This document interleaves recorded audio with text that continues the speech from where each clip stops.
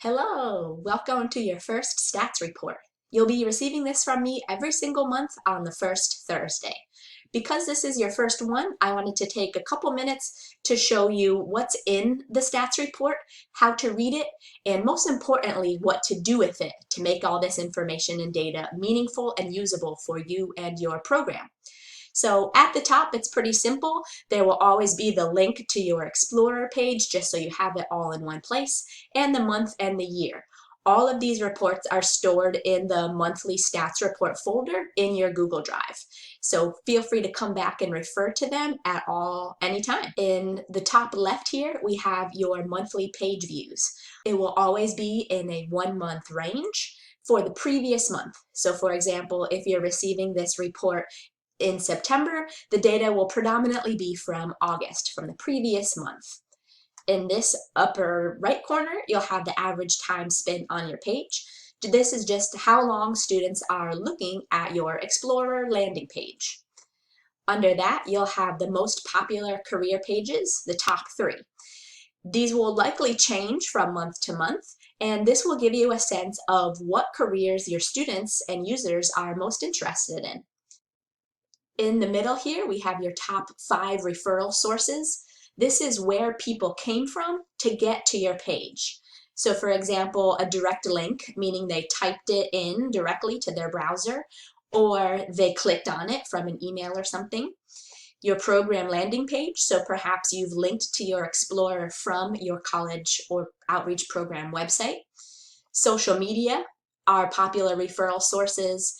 Google Classroom, if you're using this as part of an online distance learning platform. So these are just examples. This is demo data to give you a sense of what the referral sources could look like and what they mean. In a nutshell, it's just where your traffic is coming from to your site, to your Explorer. This section are the top 5 pages. So these are the most popular places that students are going to from your Explorer page. So most commonly, it will be the Explorer tool pages itself, so alphabetical list, interest page, salary, personality gallery, and scavenger hunt. But it could also be other things. So maybe they're going to your college website after this. Maybe they're finding more information about your outreach program. So the top 5 pages in a nutshell are just the resources that your students are using the most on your Explorer page. At the bottom here is some basic information about your scavenger hunt. This is all collected from the Google form, which again is in your Google Drive folder. So each month I'll tabulate how many students completed the scavenger hunt, and I'll give you a breakdown of the grade level. I can do a different breakdown, so if there's something you'd rather see, for example, maybe specific schools, I can break it down by that. So if there's something else that you'd like to use in terms of a graphic representation, just let me know, and I can put that in place of breaking it down according to grade level to help make it most usable for you. Then in this last bottom right section are the quick links. So these will lead to your specific Google Drive folders. So all your documents are in the All Docs, obviously. Your scavenger hunt form and responses sheet is easily and quickly accessible here. And all the stats reports every single month will be going into that folder, but everything is always accessible from your main Google Drive folder. Last, we have a new program that I am very excited about, which is a new referral program. If you know of a similar outreach program that might be interested in having an Explorer of their own, refer them to us. If they meet with us, you get yourself a little heart. If your referral meets with us at any time within your subscription period, you get yourself a little heart.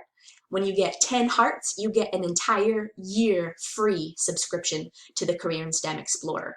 So that's only 10 people. Start thinking of who might also benefit from an Explorer of their own.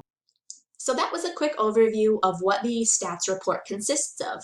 Now is the most important part, which is what to do with all this data. So step 1 is to review the stats report, which is on the first page, as well as the scavenger hunt data spreadsheet. Attached in this report is also the Google Analytics spreadsheets, which is where all the information in the infographic came from, just a little bit of a deeper dive if you wanted more information. Step 2 would be to reflect and discuss the data. Some examples I put as guiding questions that you might want to think about with your team, maybe in a staff meeting or in a planning session. What were your goals? Did you meet the goals? How are things changing month to month? And then these last four I feel are the most important, which is what are students most interested in? And you can tell that from this infographic by the most popular pages, career pages, and the most popular pages overall of where these students are going. So it's really important to sit down and think about that. What are students most interested in?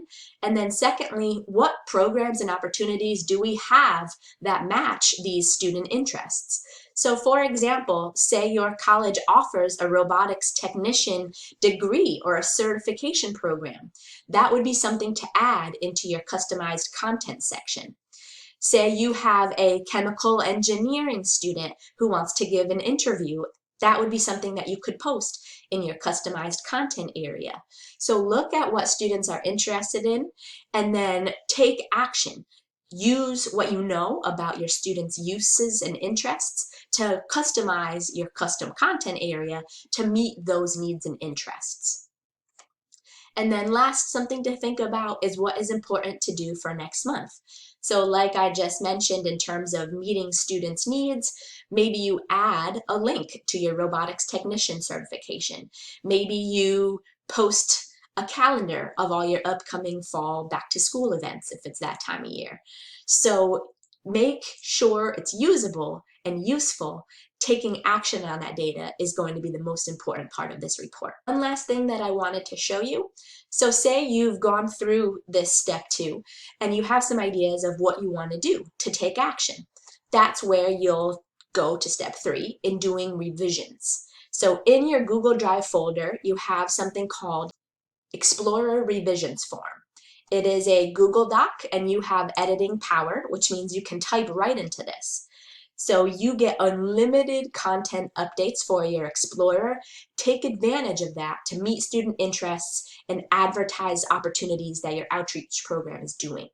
So it's very simple.